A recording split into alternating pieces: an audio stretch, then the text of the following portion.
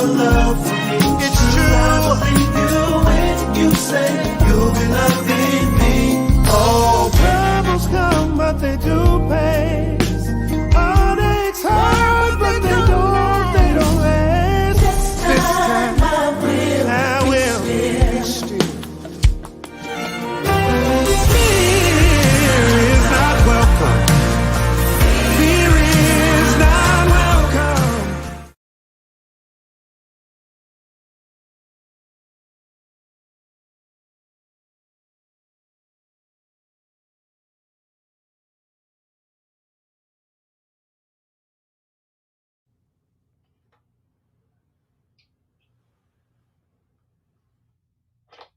What's up? Y'all are getting this strange echo tonight. But I sure appreciate y'all tuning in. I hope everybody's good for Breathe Again. I want to try to get these.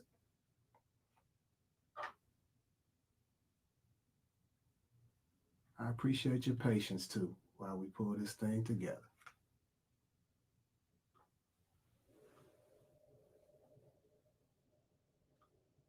Congratulations to everybody that voted in what turned out to be a historic election in terms of turnout. We saw the most voter participation in a century, according to the Washington Post.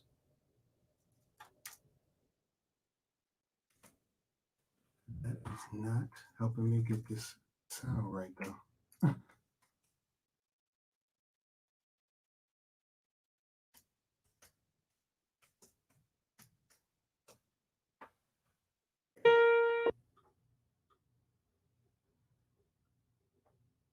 We're going to be all right.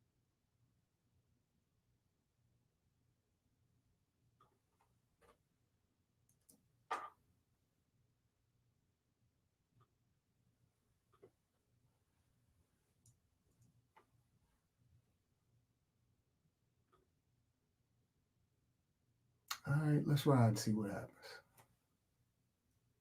Let me know you can hear me too.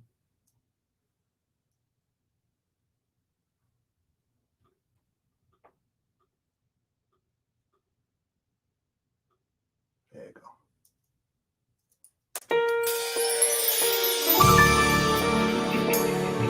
Lady, deep in my despair, to show me you would never leave me there. You claim me 'cause I was made for so much more. I am your child, and I'm worth fighting for. Though heavy with the weight of my mistakes, you carried me and refused to let me sink under the pressure you meant for me to soar. I am your child, and I'm worth fighting for. Eyes haven't seen, ears haven't heard all you have planned for me, and nothing can separate me from your love when there's so much more still worth fighting for. Now I'm moving by faith and not by sight towards victory. By the power of your might, you're straightening out my path and opening every door. I am your child, oh God, and I'm worth fighting for. Eyes haven't seen, no, all you have planned for me, and nothing, no nothing can separate me from your love when there's so much more still worth fighting. Eyes haven't seen, ears haven't heard all you have planned for me, and nothing, no nothing when there's you.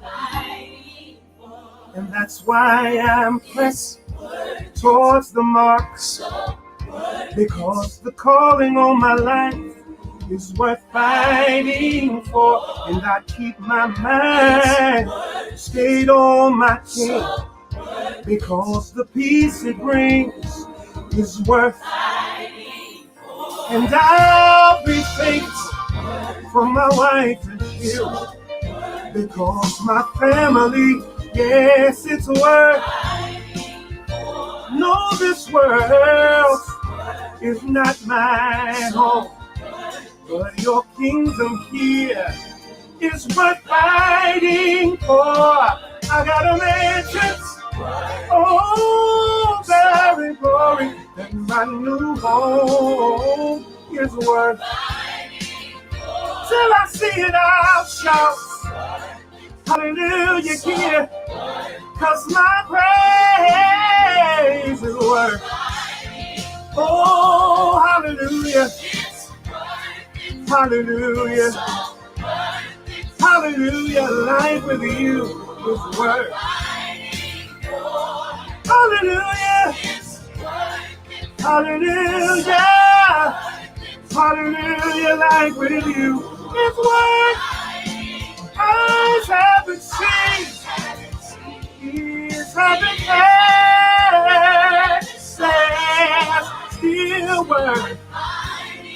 Eyes haven't seen, ears haven't heard,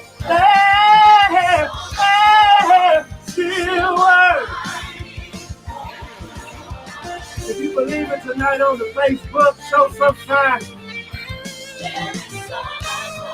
Still worth. You know, we're going to do this little part together wherever you are. Eyes haven't seen, ears haven't heard. All God has planned for us. All God has planned for me. Come on, let's say it together. Here we go. Eyes haven't seen, ears haven't heard. All you have planned for me. Eyes haven't seen, ears haven't heard. All you have planned for me. Eyes haven't seen, ears haven't heard.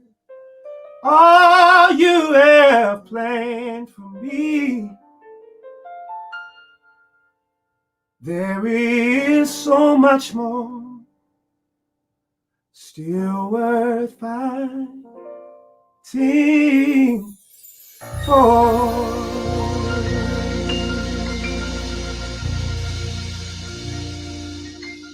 Show some sign in the comments if you believe it.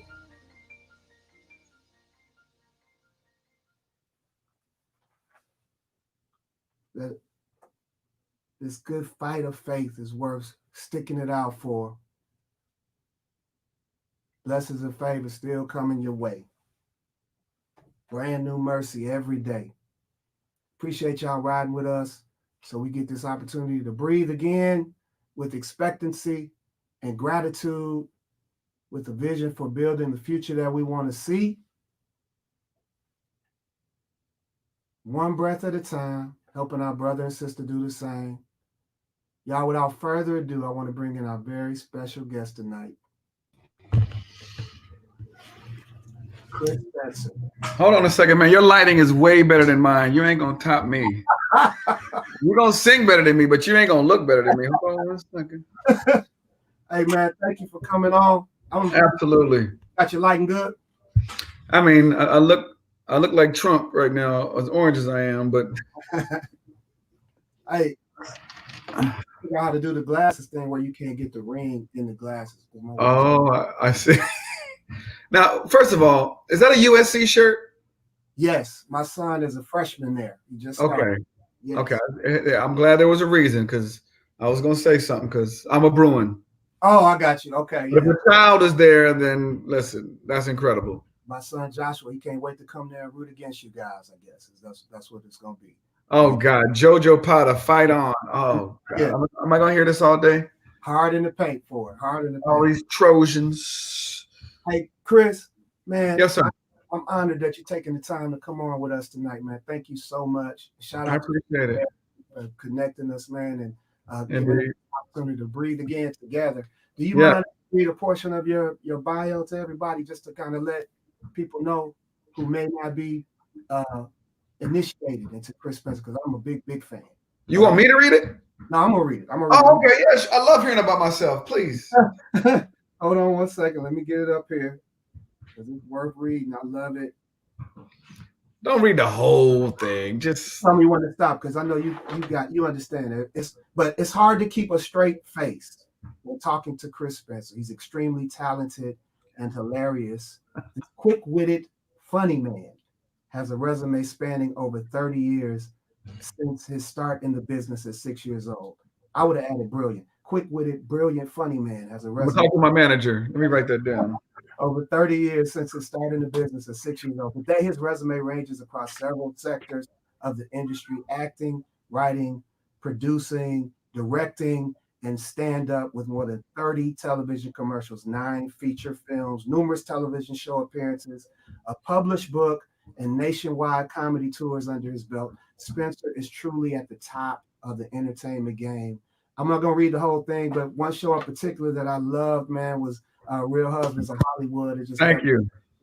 And then my whole family actually loves the Grownish series. Oh yeah, yeah. Saying that again. So, and man, I love just watching you on Instagram, like when you come on with the what is it, 2 minutes when you. Oh yeah, Chris's 2 cents. I need to do more of those. People keep telling me more, and yeah, thank you. Yeah, it's beautiful. And I caught a little bit of last night of the date night and the Right. you guys had, which is one of the reasons I wanted to do We're Fighting For You Guys. We're Fighting For as a song for you guys tonight, because I know you guys have gone hard in the paint for our president-elect.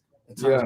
And we got to vote out and let people know that, you know, and I agree with you that I'm not understanding why you would look like us and not want to vote for this president. But hey, we ain't called to just talk about that. Yeah. Today.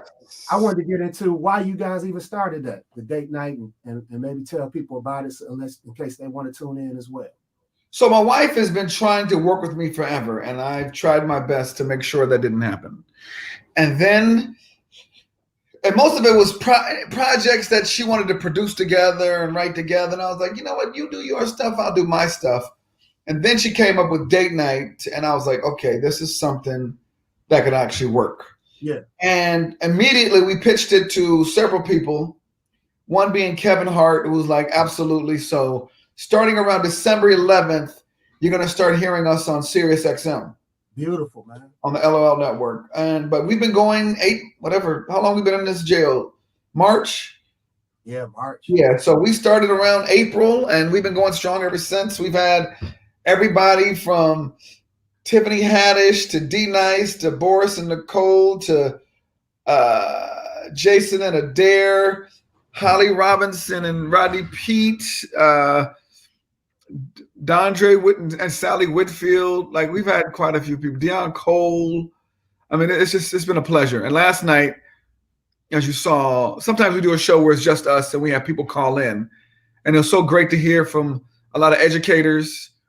A couple of friends of mine who were comedians, but one person that particularly struck an interest with us that we didn't know about was this woman, Black female, who is a rocket scientist. I saw that last night, man. That was like, I didn't know. I mean, I saw Hidden Figures, and I thought them was the only 3. Right. To hear her story was quite amazing. Having come from Trinidad and her dreams, she used to sit on her dad's car and look at the stars, and she had no idea that one day she'd be building rocket ships. Yeah, man. And sometimes we don't get a chance we don't even know that those people are out there to aspire to, to show our kids like that's something you could do. So I think that was a wonderful thing. I caught that last night. And man, tell me why y'all even started. I know she was trying to work with you. But what was the end game in terms of, were you trying to sell it as a show? Or was it more like, man, no, our goal was for it to act, we're actually, although we're on Sirius XM, we both know that we're too good looking for radio. So eventually, we want this to be like, what is it, Kelly and Ryan or Good Morning America, or, something where it's on television. Yeah. And I think we're talking about things that people need to hear, want to talk about, and the fact that we have not only the interview but the portion where people who are not who probably would never be a guest on the show become a guest on a show like ours, because we want the real people to call in and tell us what they're feeling, whether it be about politics, raising kids, family, quarantine, sports, entertainment, science, rocket science. So yeah, it's been great. And a friend of mine just came on, Sharon McCray, who's a Bruin. So it's 2-1 now, 2-2. Oh, okay, I got you. Okay, Yes. I might bring Josh in here and talk some smack.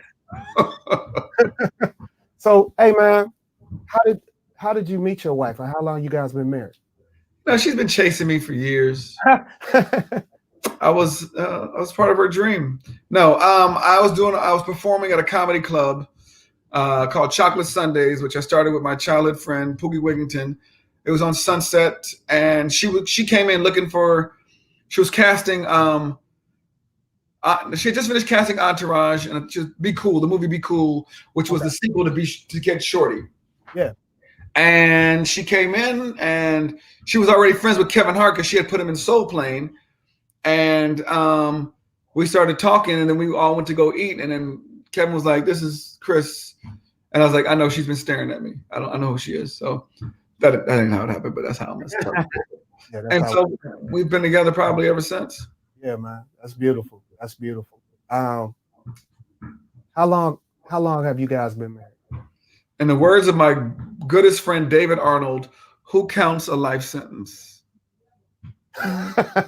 No, 17 years together, 14 married. 14 married. Yeah, that's real close to our wife. My wife and I, we're 17 years married though, but a couple years before that. Okay. Just trying to see. Hey man, We hanging in there. how you guys keeping in shape? Because I was looking at y'all, man. You look good last night. I mean, we got this bike we bought that's got cobwebs on it, so there's that. Is that the We Peloton? got some weights over there with dust on it. We've touched those a couple of times. I have a regular bike that I go for a ride, and I'm an avid golfer. So I'm on the golf course at least two or three times a week. And so I'm always making sure I'm active. My wife is clowning me in the comments because I say, yeah, that's close. And she's like 20 years. She got it like in exclamation points. That's how long we've been married. Yeah, hey, Stacey Wilson. I get thrashed actually when I get off this, like, because I feel the same way. It's like, hey man, how do you count when every day is a honeymoon? Every day. It's like the first day.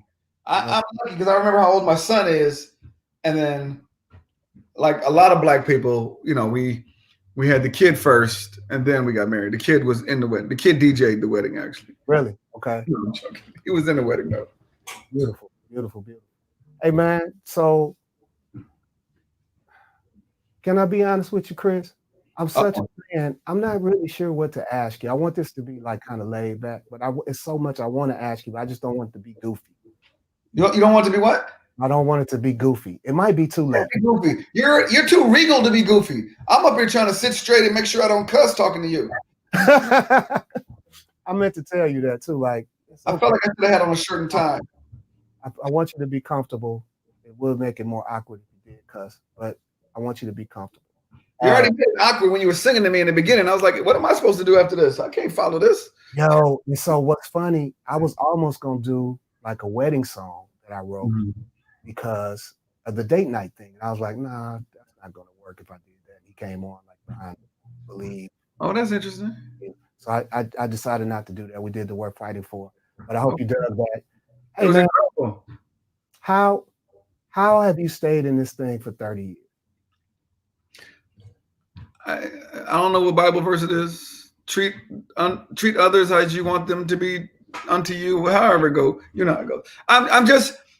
I'm personable. I'm always on time. I don't burn any bridges. I work hard. This is something that I really love, and the people around me can feel that. The people that hire me can feel that. So, for lack of some old slang, I stay true to the game. Mm-hmm. you're not the first comedian to tell me that. I love comedians. In fact, I want to just say, man, thank y'all for helping us laugh through this. Yeah, man. You're absolutely welcome. It's one of the things I admire is how you guys can get at hard truths and they're looking long enough to, really see where we fit in it while we laugh at it, Did you see Dave Chappelle on SNL? I wanted to ask you about that. How did you feel about it? I loved it. I loved it. Brilliant. He is opening those doors for us that kind of been closed because of a lot of political correctness. And there's some things, of course, he says that I would never say. But it's just the fact that he's like, I'm gonna go take these bullets, so y'all get ready. Whatever y'all wanted to say, you guys can say it because it's not gonna be anything close to what I'm about to say. And so I respect him for that. And those are his real thoughts and his real feelings. Even if I tried to say some of the things he said, it would come off not organic. It would feel like I was trying to be something that I'm not. Right. And so that's what makes Dave Chappelle, Dave Chappelle. That's what makes Chris Rock, Chris Rock. That's what makes Kevin Hart, Kevin Hart. Mike Epps, Mike Epps. Earthquake, Earthquake. You know what I mean? So we all have different points of views, different perspectives. There's some things that this one might say that another one won't say, and vice versa. So let's stick with Dave Chappelle because I thought it was brilliant too what he was doing. Oh man, like watching a song, like he can these hooks. As you guys were coming up, and you're honing your craft along the way, the greatness that we are beholding in him now, was that something you saw at the time? Like Day one. Really? I remember one of the first jokes.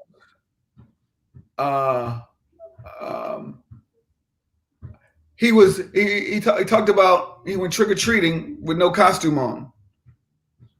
And the lady at the door was like, and what are you supposed to be? He's like, I'm angry, and I'll give me some candy. And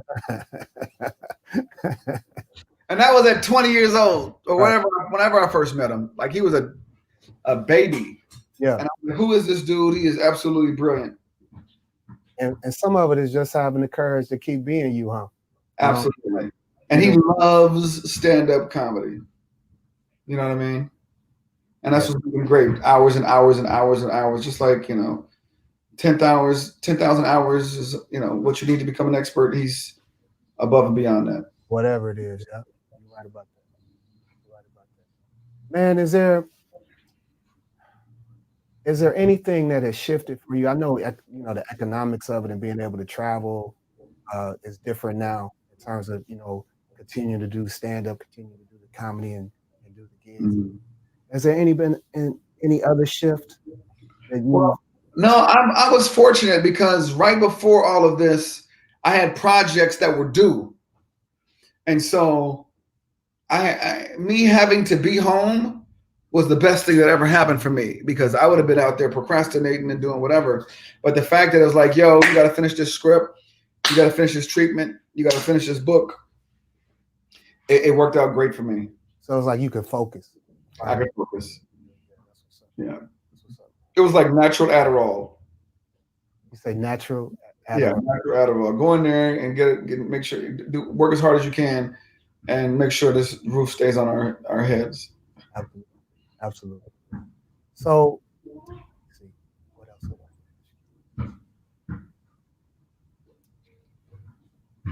else? What role has or does it play a role like spirituality played like over the last 30 years? I would say, and without being arrogant, I'm definitely blessed and I feel like I've been touched. I'm pretty spiritual. I feel like he talks to me. I feel like the way I move is the way he wants me to move. Without me having to have an ulterior motive to how I naturally think and take care of people and do things for others. And so, am I a churchgoer? Wedding, a funeral every now and then. But I definitely think that I'm living my life the right way. Well, I'll tell you what, in terms of like ulterior motives and stuff like that, man, just off the top, I appreciate you even like coming on the show tonight. Like you have no I just love it. Thank you for doing that. It's just love doing it, taking the time to do it. We have to do this for each other. We have to do this for each other. Talk about that. What do you mean? You know what I mean? Like, so you get Chris Spencer on. Dave Chappelle's aunt says Chris Spencer's on Brian Courtney Wilson's show. He watches. He says Chris is on there. He watches it. He's like, "Yo, I want to go on Brian Courtney." You know, help begets help. Right. You know, so I'm one to like to pay it forward, and I posted it late, but I posted it, and so let me take it back. I didn't get a chance to post it, but I started sending it to all my friends when I literally forgot. I thought I was at 5, and JoJo's like, "We're on." I was like, "What are you talking about? We're on." So honestly, I don't even ask people to post it. That ain't even what we doing. Right, but no, but I'm vain, so I want people to see me. Yeah. So, this wasn't about you, sir. This was about me. So okay. But for real, I want people to, when we have COVID and the pandemic and quarantine has got us where we've all started to. I don't know how long you've had this, but Date Night started doing quarantine. D-Night started doing quarantine. So a lot of things have enveloped and developed from this time we've been, secluded. So we got a chance to be creative. So all my little buddies, little young comics doing podcasts and Zoom comedy shows, they're like, "Chris, do you want to do this show?" And I'm like, "Yeah." They're like, "For real?" Yes, because I love us. You know what I mean? Man. I love us. And we gotta love us. We gotta love us. Gotta love us. And we can love us without, hating somebody else. We can love us. Exactly. Model it. Man, I love that you said that, because that's what this is about for me. It's loving us. Loving us. We're the most imitated culture on the planet. You go to Japan, they sagging. You go to Iran, they got dreadlocks. Like, people are wearing Jordans underneath their, robes in Rome. Like, we are the most imitated culture in the world. Why should we not love us when they love us or they want to be us? All right, with that said. Yes, sir. Tell me, because I love comedians and comedy, and I love to laugh. Tell me the name of maybe 1 or 2 comedians that I wouldn't readily think of, but we should be watching out for right now. So you want some non-household names, like you don't want to hear Earthquake and JB Smoove and people like that you already know. Yeah, they're brilliant. I know them. You know what I'm saying? But okay, so Robert Powell. Brilliant. My good friend David Arnold, who has a special on Netflix right now called Fat Ballerina. Robert Powell and David Arnold. I'm like writing them down. I'm sure you're familiar with Tony Baker. I am familiar with him for sure. And then 2 of my little young guns, Clint Coley. Look out for him. And another kid named Ryan Davis. Absolutely brilliant. I do know him on Facebook. I see. Yeah. He's very funny. A lot of good guys out there. James Davis, Sidney Castillo, Ambria Allen, Zainab Johnson. There's so many talented people out in the world. Okay. Young Black comedians that are hungry with a different voice, real writers. They're not just up there, spewing corniness or misogynistic stuff just at the expense of getting a laugh. Like, these people actually really write material, really try to hone their material, and really have a vision of becoming great one day. It's not about the money. It's not about the accolades. It's not about the women or the men or the high fives and the pats on the back and popping the bottles. These people really, really want to be funny. Okay. Now you helped me. I was just having a conversation with someone before we got on. Being great one day. What does that mean? Does that mean you're famous? No. Rich? What does being great one day mean? That when people talk about, when your name is mentioned, they say he's great. They don't say he's rich or he got a big old house or do you see them shoes he had on? They go, he is funny as hell.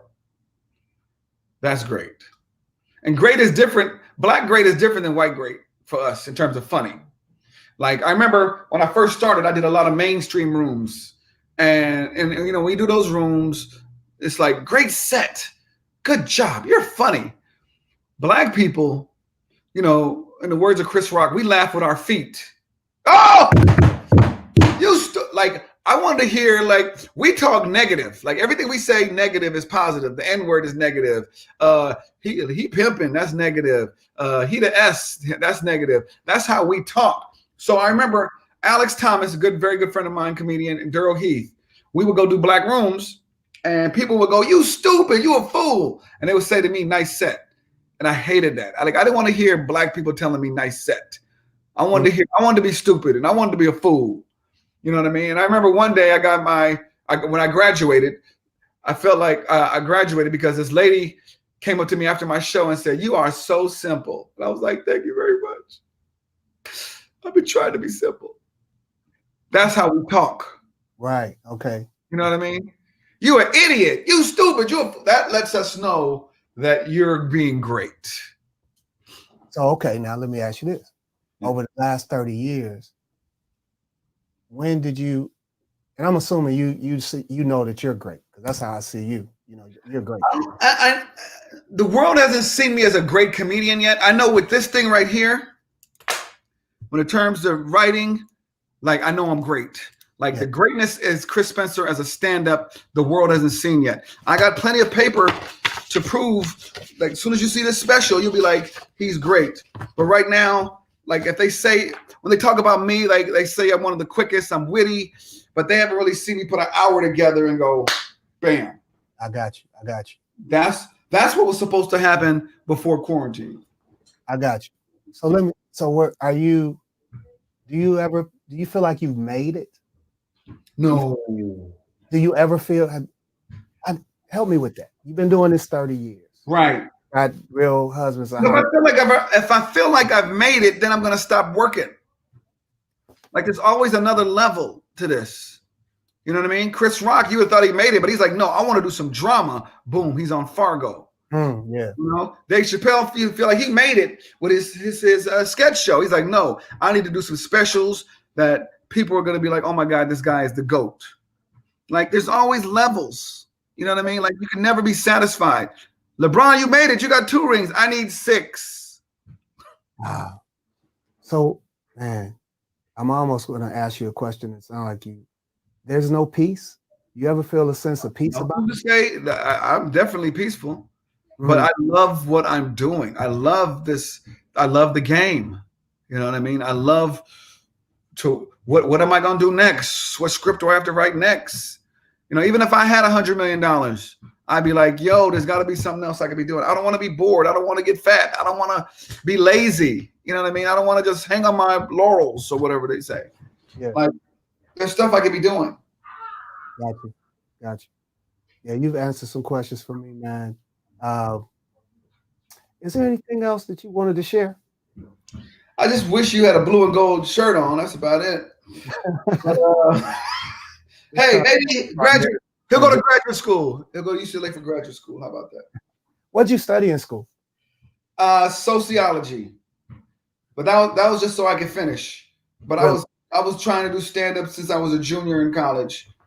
And I was doing open mics at bars and little lounges and bakeries or wherever, Pizza Hut, wherever I can get, wherever there was a mic, I was on stage. I knew this was my calling. I need to circle back now. Then. Okay. You never feel like you've made it. When people try to say you're doing it. Do you ever do you accept that? Absolutely. Okay. So yes. What does that mean to you? I mean, how do you do that? If you feel like you've never made it, how do you carry those two? Made it means I'm at the top already. Made it. Whew. And if I'm on Mount Everest, I got to the top of Mount Everest, I made it. Like I'm at a couple of little peaks. There's like different levels to get to the top of this mountain. And so like I'm in the middle of the mountain, 3/4 of the way up. Like I'm not done. You know what I mean? Like when you say, yo, name the top your 5 favorite comedians. I'm not in that conversation right now. Like my goal is to be in that conversation. You know what I mean? Like even if you name your 5 and I need somebody to go, what about Chris? They go, I forgot about him.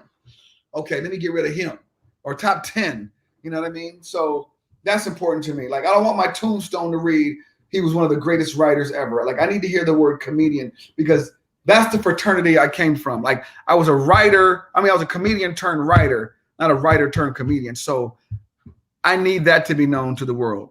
You understand? Yes, guys. Hey, we're talking to Chris Spencer, and I am so awed that I forgot to ask you guys if you had any questions for Chris Spencer. So if you have any, JoJo is taking the questions. Can I ask you who have you pointed to as mentors?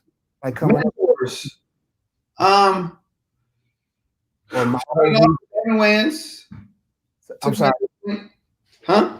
I'm sorry, I cut you off. Damon Wayans, is that what Damon you Wayans early on took me under his wing. Anytime I need advice, I'm calling Chris Rock. I'm calling Will Smith in terms of not advice about entertainment, but like relationship advice. He's an expert in terms of like understanding where I am, where she could possibly be.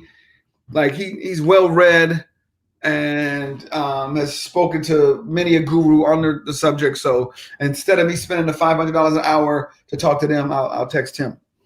Dondre Whitfield, who is somebody you should have on this show. He has a book out called Man versus Man.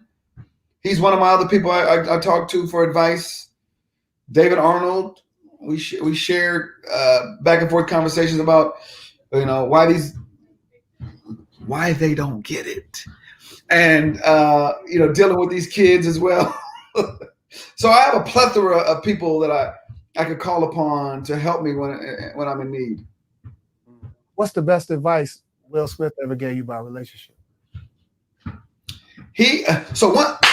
One time I was mad because my wife kept opening my mail.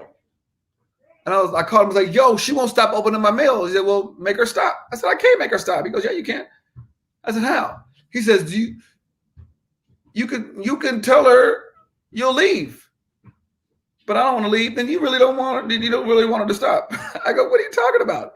He goes, if you really want her to stop, you will find a way to really want her to stop. If it's not that big if it's really not that big a problem, then you're okay with her opening it. And it took me a couple of days to get it. And then get it too, actually. Huh? I'm trying to get it too. So he was like, how big is it on your priorities of things you don't want her to do? That's true. Like you could say, you open my mail again, I'm out. That's the extreme. But are you willing to do that? I'm like, no. He said, then just deal with her opening your mail. Yeah. So Somebody said, will I ever host another talk show? I would love to. I've done some things on the Aspire Network, a show I did called Idols, Icons, and Influencers, where I interviewed Magic Johnson. You can go back and look at some of the other ones. Magic, Regina Hall, Lil Rel, Tracy Ross. So yeah, and that I don't know if we're doing any more of those, but I love that format. I love being Brian Courtney Wilson. But with a different shirt. Thank you, Brandon. That's my boy from college too that asked that question. Okay. Do we have any more questions? Let's see. I'm looking. You ever thought about mentoring the youth? I feel if they had more positive things to do in life, definitely would benefit them. Sports is great, intelligence is better. What are your thoughts? Absolutely. And I'm trying to do more of it. My kids actually have created a program called BKWC, Black Kids Who Care.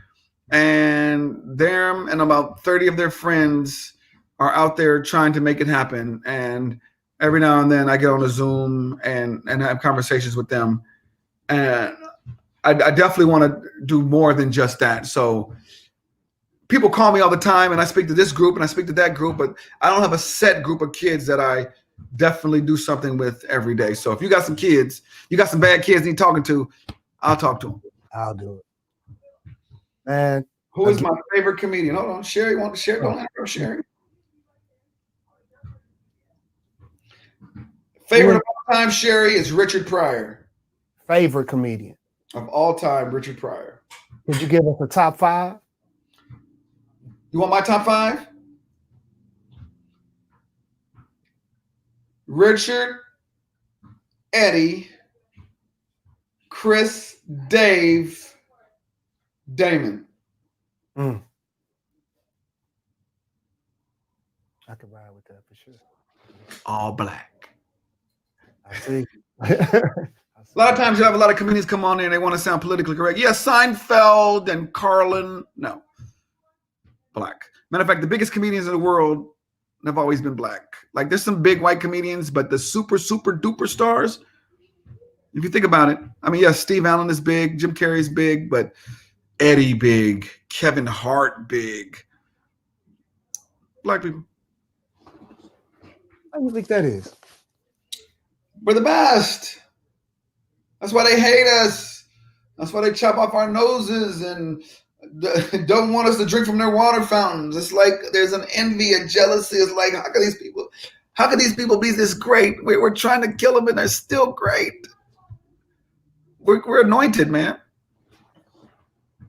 So do you have any hope that it could ever get better though in that regard? It's never going to get better. No. Of course I do. Of course I do.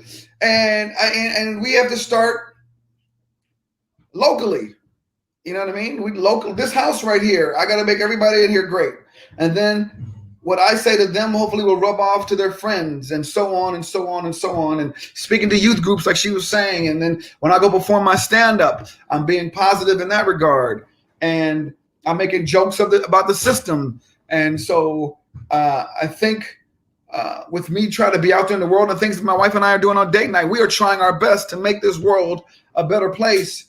But, you know, hopefully it'll spread. Feel you on that for sure. Courtney, when was the last time you screamed? Because I've never seen anybody this calm and cool in life. You're the kind of guy be like, honey, we just won $10 million. You'd be like, oh, great. Good. I'll go put this in the bank. I get that a lot, actually. And I do scream. I scream like when my son is tripping out. Right. And probably when my wife is tripping out. Yeah. I interpret her as tripping it out. Right, of course, because you're definitely wrong. I get back to it right. Like, yeah. This is not yelling. And then sometimes she's telling me I'm yelling and I don't even know it. You know what I mean? Like, you know what it is? We're talking over them. Yeah, that's what it is. And I've learned too over the years that just because she's letting me talk over her does not mean she agrees with what I'm saying. You know what I mean? Absolutely not. I just kind of go ham and then I look up and I've lost her. You know what I'm saying? I was on that point. And really, man, you know, because you asked me that question, I really just try to stay even, you know, right, and not lose my temper because I have lost my temper and it has not been as productive. You know, I'm trying to see it, you know. Mm-hmm. But I also want to say this too. Like, I've been seeing a lot of stuff of late. It does make you want to cuss, man. It makes you want to holler at this stuff. And that's Brian, feel free to cuss right now. Let me hear it. But I'm gonna tell you, that's one of the reasons I've enjoyed watching you and other comedians. You know, you guys have a gift for being able to even express the rage we feel sometimes. Yeah. And going back to Dave, that's what I saw. He's yanking you back and forth, like drawing you in close enough to see the rage, right? See it, and he's letting it. Oh, but you know, like, you gotta get your nigga lessons, you know, right there. It's like, man, it was incredible to me.